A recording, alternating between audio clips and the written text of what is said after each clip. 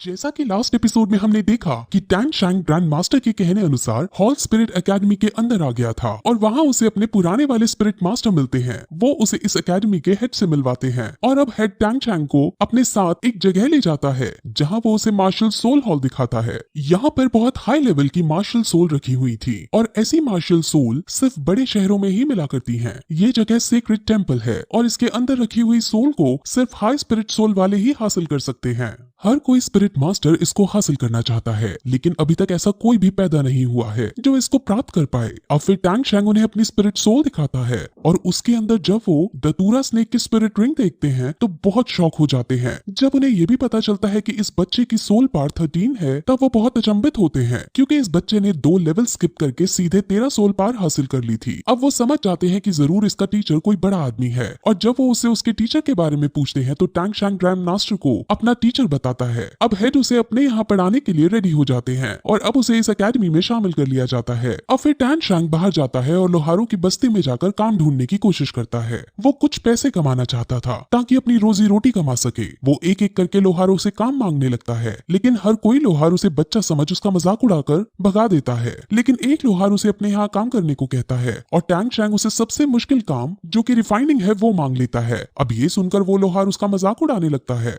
लेकिन टैंग शैंग उसकी बात का बुरा ना मानते हुए अपने पापा की सिखाई हुई टेक्निक को याद करता है। उसके पापा उसे रिफाइनिंग और फॉर्ज करने की अलग अलग टेक्निक सिखाया करते थे और उन सभी टेक्निक्स में टैंग शैंग ने माहिरता हासिल कर ली थी। अब टैंग शैंग उस लोहार का सामान लेता है और एक ही बार में पिग आयरन को फॉर्ज कर देता है। अब ये सब देखकर वहाँ खड़े सभी लोहार बहुत शॉक हो जाते हैं, क्योंकि उन्होंने तो ये सोचा था कि बच्चा हैमर को उठा तक नहीं पाएगा, लेकिन इसने तो रैंडम हैमरिंग स्किल का यूज करके एक ही बार में पिग आयरन को फॉर्ज कर दिया है। अब लोहार उसे काम पर रख लेता है क्योंकि उसे इस बच्चे से बहुत मुनाफा होने वाला है। वहीं फिर हमें एक मास्क मैन को दिखाते हैं जो टैंग शैंग को छुप छुप कर देख रहा था और उसकी हर गतिविधि पर नजर रख रहा था। अब फिर ट्रेनिंग करते करते और लोहार का काम करते करते उसे 1 साल बीत जाता है और फिर 1 साल बाद वो जीवू के साथ मिलकर अपने घर अपने डैड से मिलने जाता है, लेकिन वहाँ उसे अपने डैड नहीं मिलते। वहाँ उसके ग्रैंडपा जैक मौजूद थे जो उसके डैड का एक लेटर देते हैं। लेटर में लिखा था कि वो अब टैंग शैंग से दूर जा रहे हैं, क्योंकि अगर वो टैंग शैंग के पास रहेंगे तो टैंग शैंग को ट्रेनिंग करने में दिक्कतें होंगी और दूसरी बात उन्हें अपना भी एक पुराना काम है जो पूरा करना है, जिस वजह से वो अब तभी वापस लौटेंगे जब टैंग शैंग एक ताकतवर योद्धा बन जाएगा। अब अपने पापा को गया हुआ देख टैंग शैंग को बहुत बुरा लगता है। वहीं ग्रैंड मास्टर जो अब भी शहर के अंदर थे और वो अपने स्टूडेंट टैंग शैंग को ही याद कर रहे थे कि तभी गेट पर वहाँ टैंग शैंग के पिता टैंग हाउ आ जाते हैं। टैंग हाउ और ग्रैंड मास्टर एक दूसरे से 20 साल से नहीं मिले थे और जब ग्रैंड मास्टर अब टैंग हाउ को देखते हैं तो वो उसे देखकर बहुत शॉक होते हैं। उन्हें ये भी समझ आ जाता है कि टैंग शैंग इसका ही बेटा है और इसी वजह से वो इतना पावरफुल है। अब ग्रैंड मास्टर को ये पता चलता है कि टैंग हाउ ने अपने बेटे को अकेला छोड़ दिया है, जिस पर ग्रैंड मास्टर टैंग हाउ को बहुत खरी खोटी सुनाता है, क्योंकि टैंग शैंग अभी एक बच्चा है और ऐसा करना उसके साथ ठीक नहीं। लेकिन टैंग हाउ उसके बहुत कहने पर भी मानता नहीं और वो उसके पास वापस जाने के लिए रेडी नहीं होता। वो फिर उसे अलग तरह का दिखने वाला बैज देता है और खुद वहाँ से चला जाता है। वहीं टैंग शैंग जो अपने पापा की वजह से बहुत ज्यादा उदास हो जाता है और उसको कुछ भी करने का मन नहीं करता, लेकिन उसकी दोस्त जीवू उसे हिम्मत देती है और उसे समझाती है कि तुम्हारे डैड तुम्हारी भलाई के लिए तुम्हें छोड़कर गए हैं और वो तुम्हें एक बड़ा आदमी बनते देखना चाहते हैं, इसलिए तुम्हें अब दुख छोड़कर काम पर लग जाना चाहिए और बड़ा आदमी बनना चाहिए। अब टैंग शैंग समझ जाता है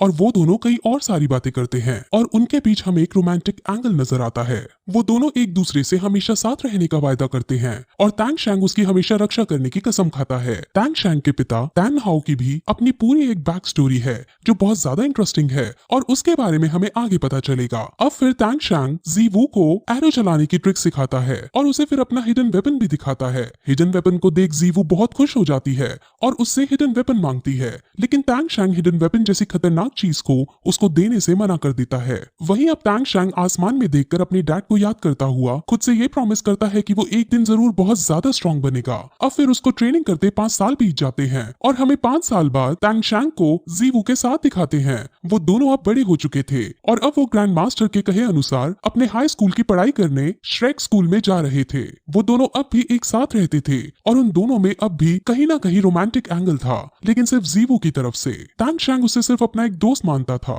अब श्रेक यूनिवर्सिटी का एंट्रेंस 2 दिन बाद था और 2 दिन तक उन्हें इस शहर में रुकना था और अब वो दोनों इन 2 दिनों के रुकने के लिए एक होटल देखने लगते हैं। वहाँ चलते चलते जीवू को एक होटल नजर आता है। उस होटल का नाम रोज होटल है और अब वो दोनों उसके अंदर जाते हैं। वहाँ सिर्फ एक रूम खाली था और वो उसके अंदर अपनी बुकिंग करने लगते हैं, लेकिन तभी वहाँ उनकी ही उम्र का एक आदमी जो 2 लड़कियों के साथ खड़ा था वो आता है और उनकी बुकिंग छीन कर खुद उस कमरे को लेने लगता है। वो आदमी बहुत ज्यादा स्ट्रॉन्ग था और होटल का मैनेजर तक उसके सामने झुकता था।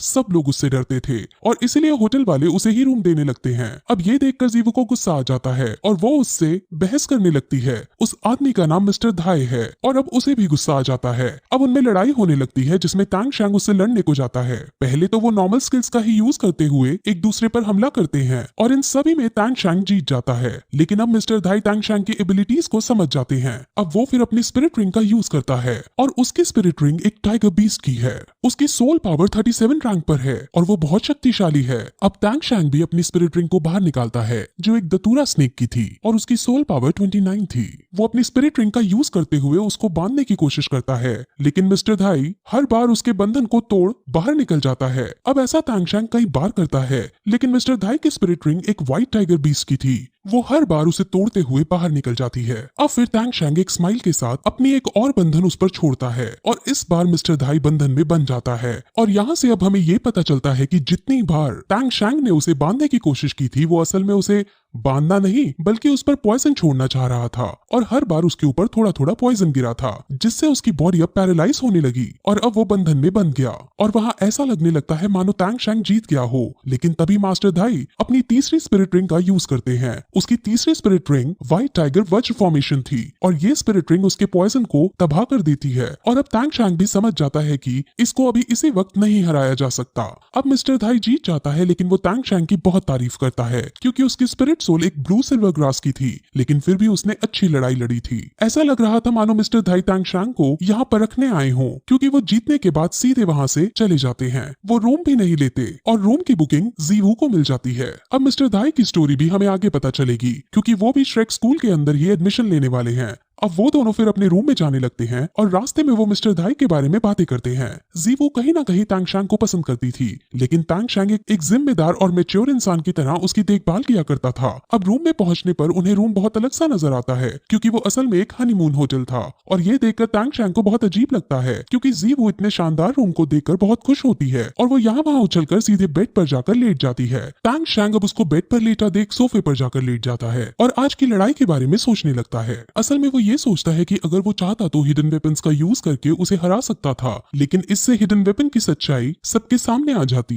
इसलिए उसने हिडन वेपन्स का यूज नहीं किया था। वो फिर हिडन वेपन्स की कैपेबिलिटीज को याद करने लगता है और उसे अपने पिछले जन्म की एक बात याद आती है कि कैसे जब उसके सेक्ट के अंदर एक खतरनाक चोर भाग रहा था तो टैंग शैंग ने हिडन वेपन्स का यूज करके उसे पकड़ लिया था और उसे मौत के घाट उतारा था। अब फिर अगले दिन वो दोनों शहर घूमने जाते हैं, जहाँ एक शॉप के अंदर जाने पर टैंग शैंग को एक क्रिस्टल नजर आता है। वो उसे खरीदना चाहता है और जब वो इसका रेट पूछता है तो शॉपकीपर उसे बहुत ज्यादा दाम बढ़ाकर बताता है। टैंग शैंग मान जाता है, लेकिन जीवू उसे इतनी महंगी डील ना करने को कहती है। लेकिन तभी जब शॉपकीपर ये देखता है कि टैंग शैंग किसी भी कीमत पर ये खरीदना चाहता है तो वो इसके दाम और ज्यादा बढ़ा देता है। अब ये देख जीवू को गुस्सा आ जाता है और वो टैंग शैंग को लेकर वहाँ से बाहर निकलने लग जाती है। लेकिन तभी शॉपकीपर टैंग शैंग की कमर पर ग्रैंड मास्टर की दी हुई बेल्ट देखता है और वो समझ जाता है कि ये लड़का ग्रैंड मास्टर का डिसाइपल है। वो फिर उसे ये पीस फ्री में देने लगता है, लेकिन फिर भी टैंग शैंग उसके कुछ पैसे देकर उस पीस को अपने साथ रोज होटल में ले जाता है और वहाँ हैमर की मदद से उसको क्रश करके उसके ग्रैन्यूल्स को कलेक्ट करता है। असल में ये एक हेयर क्रिस्टल था और इस दुनिया में तो इसे एक नॉर्मल पीस ही माना जाता है,